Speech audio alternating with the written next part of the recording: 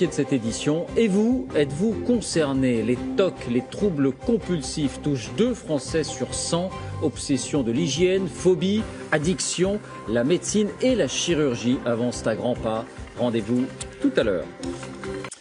Notre enquête maintenant sur les troubles compulsifs. Vous avez peut-être dans votre entourage une personne concernée par ces pratiques, ces rituels envahissants. Vérifier tous les quarts d'heure que le four est bien éteint, se laver les mains sans arrêt, remettre systématiquement les objets à leur place. 1 Français sur 50 serait concerné, mais la médecine et même la chirurgie avancent à grands pas. Enquête Anthony Joly, Soigny Thiebaud. Bonjour. Non, je préfère pas. Ouais, une poignée de main pour vous, c'est compliqué, oui. Même une poignée de main. Oui. En général, j'évite. Si Patricia Nong refuse de nous serrer la main, c'est parce qu'elle souffre de troubles obsessionnels compulsifs.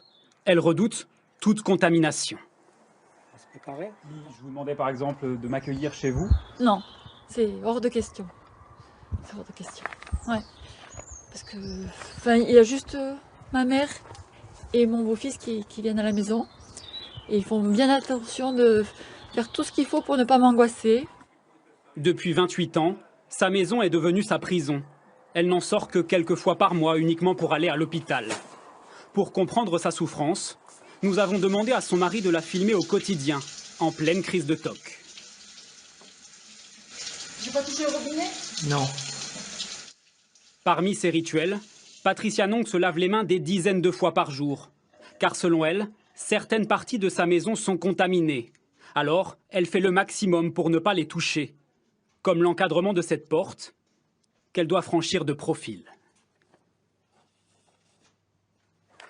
À cause de ces troubles, elle ne travaille plus aujourd'hui. Ces TOC ne sont pas récents. Déjà, à l'âge de 10 ans, elle avait quelques petites manies de propreté. C'est vrai que quand j'étais enfant, j'avais déjà des TOC. Je nettoyais bien ma chambre et je mettais des pantoufles à l'entrée de la porte de ma chambre. Ça ne me prenait pas tout mon temps comme ça prend maintenant. Insidieusement, la maladie a gagné du terrain jusqu'à devenir invivable. Alors aujourd'hui, Patricia Nong prend la route avec son mari direction l'hôpital de Nice pour subir l'intervention de la dernière chance, une opération du cerveau.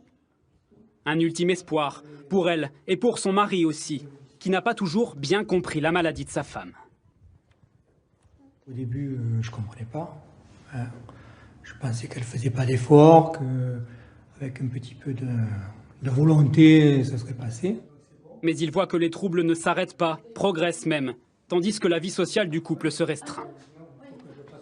Mais moi, j'ai beaucoup d'espoir, parce que j'aimerais qu'on vive comme quand je l'ai connu, qu'on puisse sortir ensemble, qu'on puisse partir en vacances, je sais pas moi, aller au restaurant, recevoir des gens, voilà. Aujourd'hui, vous ne faites plus tout ça? Ah non, aujourd'hui non. J'ai résisté 28 ans, je vais encore tenir un peu quand même. Nous retrouvons Patricia le lendemain matin, à quelques minutes de l'opération. Ça va bien ? Ça va. C'est le neurochirurgien Denis Fontaine qui va l'opérer. Une intervention complexe, la patiente est placée sous anesthésie générale.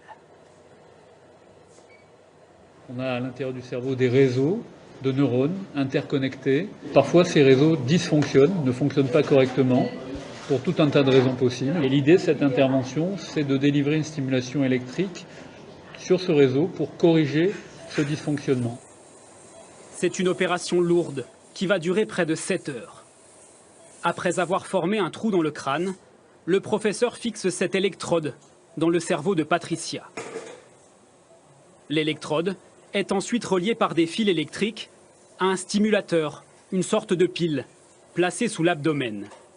Ce stimulateur va délivrer des décharges électriques et réguler les zones du cerveau concernées par les TOC. La technique est réservée aux patients les plus touchés.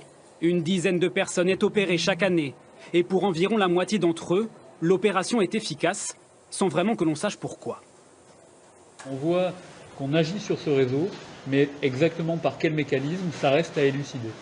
Coucou! Allez, c'est fini l'opération, tout s'est bien passé. Réveillez-vous tranquillement, gonflez bien les poumons. Patricia Nong restera quelques jours à l'hôpital. Dans quelques mois, elle saura si ses TOC ont diminué grâce à l'opération. Il y a 3 ans, c'était Eric qui était à sa place pour être opéré. Pendant 40 ans, il a souffert de divers TOC, et notamment de celui de comptage.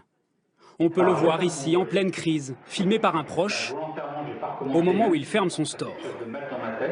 5, 6, 7, 8, et je valide, je pousse 9, parce que ma fille, que j'adore plus que tout au monde, est née un 9. Il y a eu beaucoup de chemin de parcouru quand même. Ouais. J'en rigole maintenant, mais je crois que quand je l'ai filmé, j'en rigolais pas à l'époque. Aujourd'hui, il n'a plus ce toc et peut fermer son store sans avoir à compter. Il avait également un rituel de symétrie, lui aussi disparu. Tout chez lui devait être parfaitement aligné. C'est toujours le cas, mais c'est, dit-il, juste une mauvaise habitude. Je peux bouger vraiment les choses sans que ça me perturbe, quoi. Ouais. Voilà. Là, si je mets la tablette là, par exemple, ça, il y a 4 ans. Ça m'aurait très angoissé. Très honnêtement, j'aurais été vraiment angoissé et je crois que je vous aurais pas essayé de la toucher. En mars 2012, après des années de souffrance, il est opéré du cerveau. Aujourd'hui, la moitié de ses tocs ont disparu et Eric veut maintenant retrouver un travail et surtout, il espère voir ses tocs disparaître totalement dans les prochaines années.